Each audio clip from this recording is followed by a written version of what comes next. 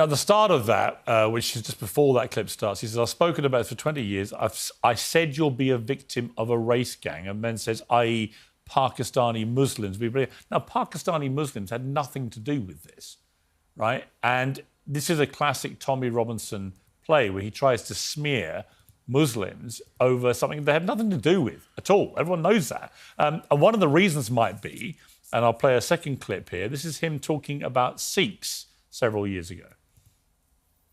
If we need immigration for our ageing population to keep up with pensions, if that's the reason, then bring in Sikhs, bring in Hindus, yeah, bring in Filipinos, bring in people who will integrate, assimilate and work. All the history of Luton Town, this is now an Islamic town. And if this were a Sikh town, would you have the same problem? I wouldn't have a problem, no. Tell me why. No, because the Sikh community integrate, assimilate, and they work very hard. There's no dominating gangs. They're not attacking our culture. In fact, they integrate and they feel and they become British. Come to our event. Wait until you see the diversity of our crowd. You'll see many Sikhs, many Hindus, many Persians, many Jews, many blacks, many. And that may explain why he tried to turn the debate in the moment of the protests to Pakistani Muslims, because he'd been so supportive of the Sikh community. He now says those comments that we just played have been taken out of context as part of a bullshit narrative, and he says this. Now, this is one rogue motherfucker within the Sikh community. Think of all the rapes every week, by members of the Islamic community. Not just that, those quoting the Quran whilst committing acts of terrorism and jihad every week. Pretty extraordinary, Michael. And this is my problem with Robinson, is I think he's just a massive Muslim-hating grifter. Is that, again, what he's trying to frame there is, well, it's a one-off incident involving a Sikh, because he knows he's on record defending the Sikh community, rightly, actually, based on what he said there. But his desperation to try and bring his wider anti-Islam, anti-Muslim rhetoric into this is laid bare once again. And again, they have nothing.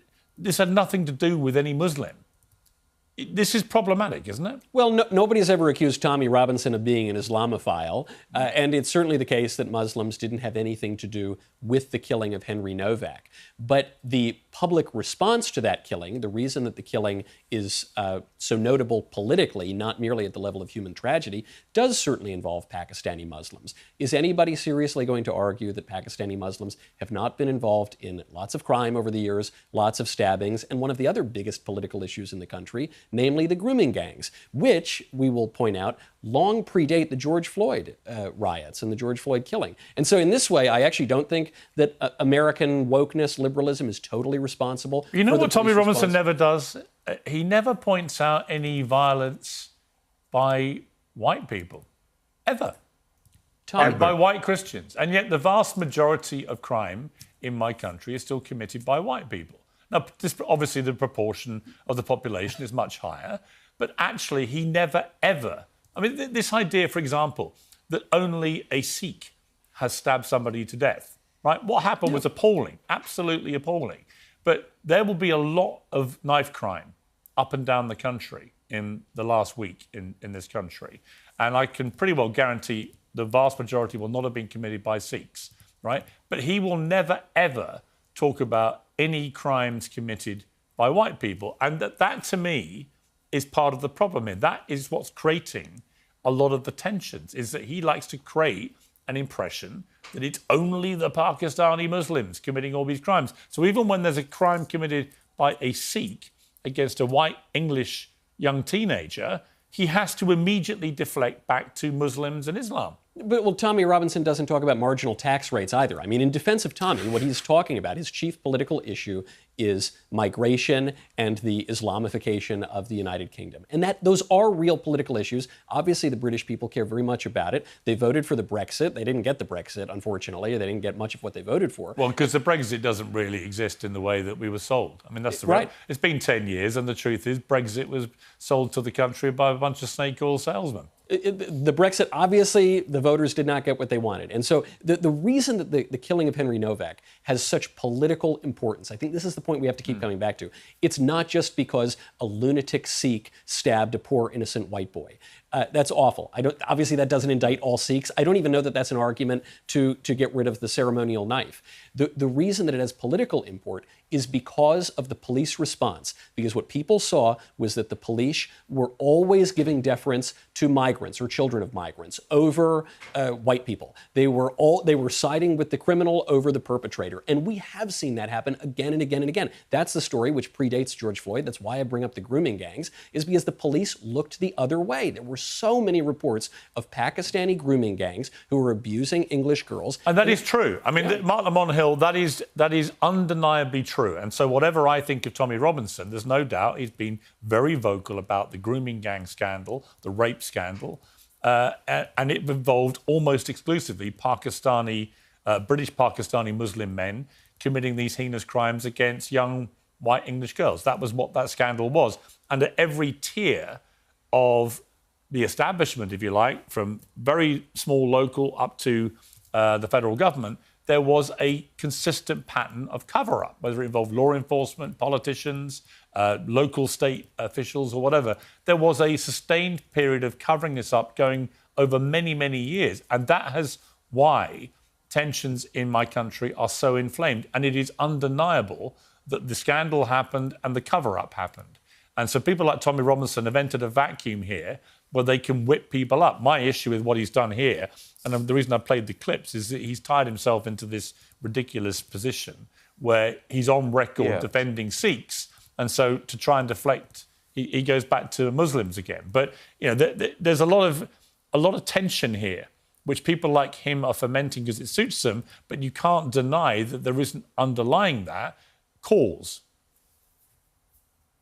So, again, you said a few things that I think are worth responding to. First, if there is a Pakistani Muslim grooming gang / scandal going on, then it should be addressed and people should be held accountable.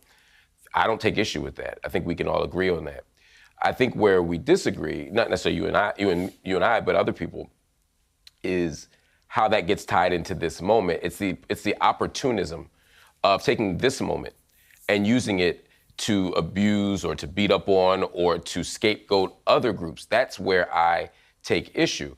I think it's a sort of disingenuous analogy or comparison to say, well, he's not talking about marginal tax rates either. But if his primary agenda were tax policy and he were talking about the reasons and the sources of tax revenue, and he suddenly left out a big chunk, that would be an issue.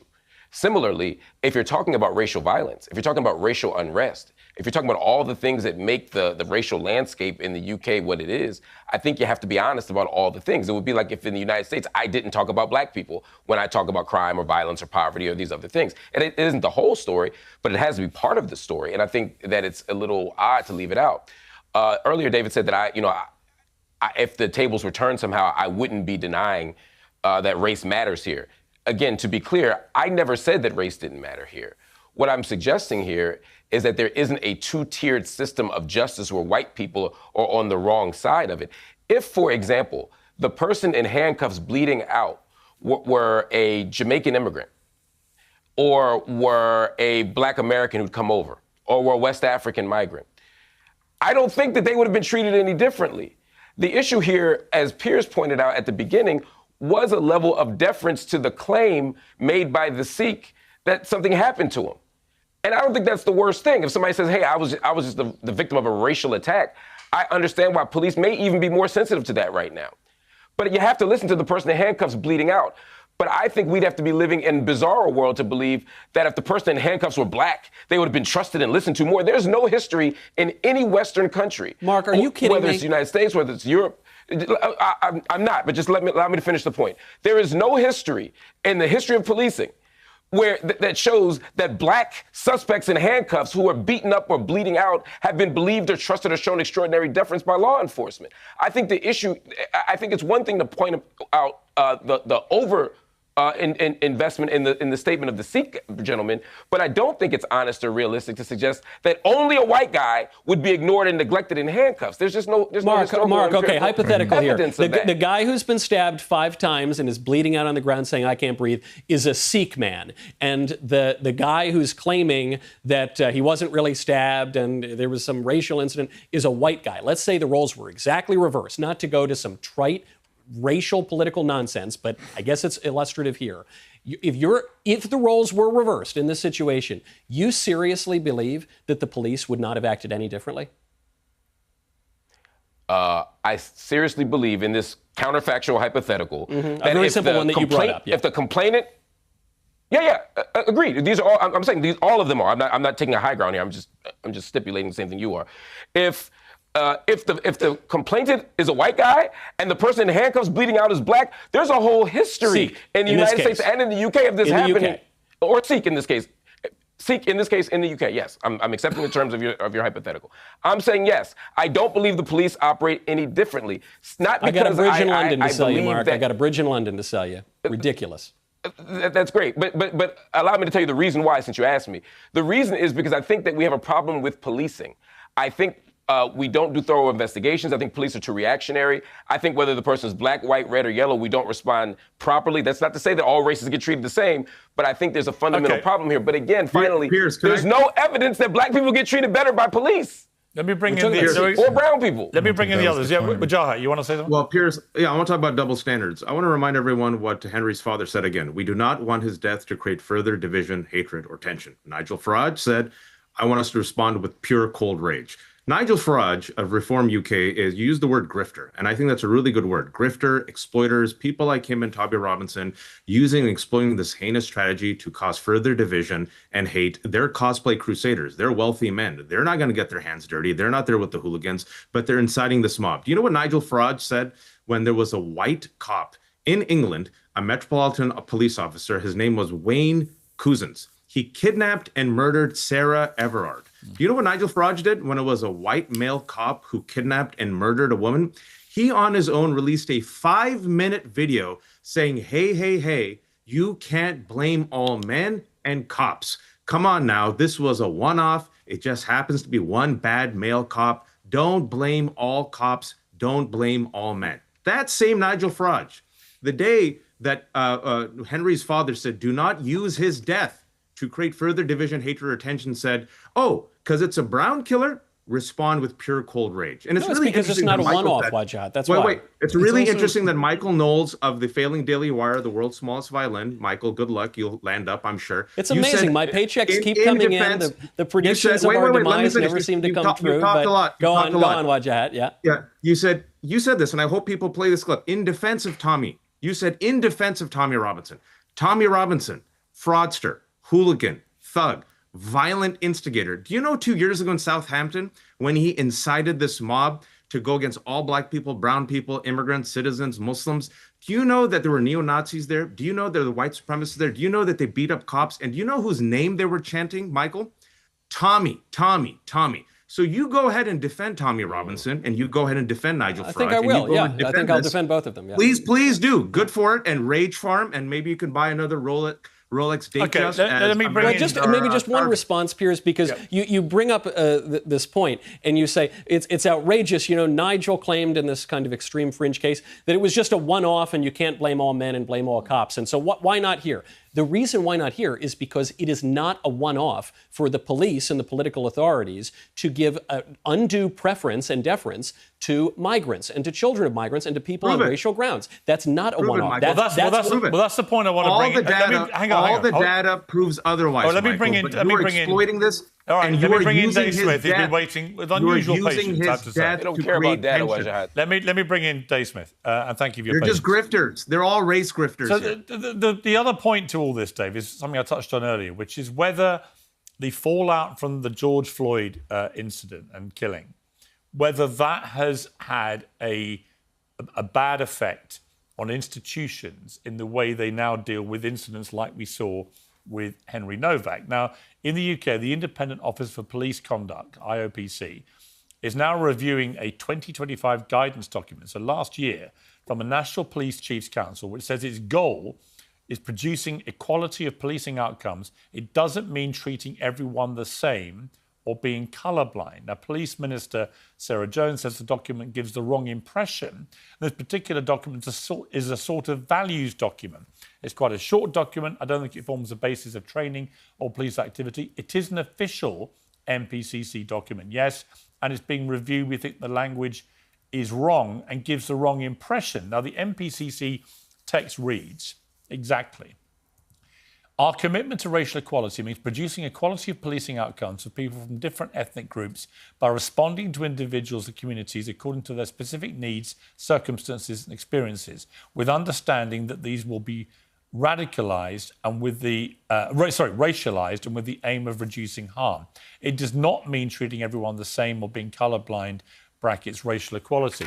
Now, they can say now that it's being misconstrued and taken the wrong way, whatever, but it is quite possible that this is filtered through police forces up and down the country and that they've been effectively instructed not to treat everybody the same, not to be colourblind, so to be aware of people's racial ethnicity in incidents like this, and that is why they were moved in the moment to believe the Sikh when he came up with this nonsense story, and why they didn't believe the white guy bleeding to death. I'm not saying that is what happened, but I'm saying it is a possibility given this guidance, and that the guidance wouldn't have existed, I don't think, without the George Floyd fallout. Hence the line that I think is quite possible to be drawn. Yeah, well, I mean, look, Piers, since you bring up the George Floyd fallout, I mean, what you're talking about was like the worst riots of my lifetime, billions of dollars in property damage. There were dozens of people who were murdered in the George Floyd riots, and there were hundreds of vicious assaults and just terrorized civilians all around this country. And largely what the police did was stand down and allow it to happen. Now, there were, of course, because the police always give you the worst of both worlds, there were also some examples where they threw, smoke grenades into crowds of peaceful protesters, but they didn't stop the actual violent rioters. And look, again, as we were talking about before, no one, certainly not me or Michael on this panel, are saying that this is indicative that it's all Sikhs or that most Sikhs are violent like this. But again, look at the facts on the ground. You have one class of people who are allowed to carry this weapon on them. You have another class of people who are totally disarmed and not allowed them to defend themselves. And in the moment, when there's an accusation of bigotry, that's enough to get everybody to freeze and go, ooh, we better err on the side of not being the bigots, because they know, as we've learned over the last 15 years, that that's what's going to get your face in the paper. That's what's going to go super viral. That's what will actually lead to violent riots and things along that nature. And, to your point, Piers, everyone should know this already by now, but as soon as you start thinking of equality of outcomes, you're an enemy of justice, because there's no such thing as collectivism and justice. If you're thinking at all in any part of your mind as a function of police work, that the overall result of this has to be that different groups end up being prosecuted in the same way, the only thing you should be thinking about is the justice in the immediate short run. And there's absolutely, egalitarianism is just such a revolt against nature, a revolt against common sense. The idea that every single group should end up at the same end goal is ridiculous. It's like expecting, it's like running a race. It's like, no, one second. White it's supremacy like is better, right? Hold on.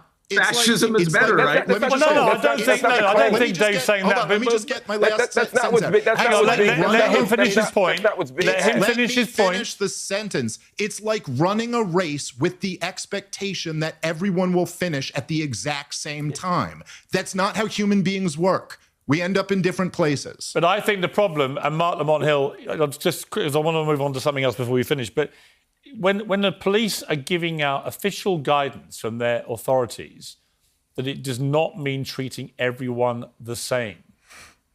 I'm sorry, but as someone who lives in the UK, I'm appalled that any of the police forces in my country would be led to think that we don't treat everyone the same. The starting point for justice at any level should be that everybody is treated the same, surely.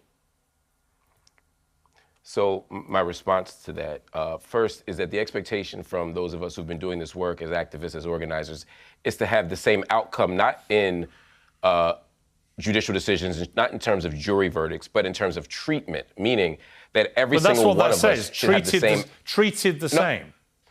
You would agree, So, Piers, right? two statements were made. Piers, two things were said, one by David, one by you. I'm addressing David's point first, and then I'm going to respond to yours. I'll do them both in 20 seconds.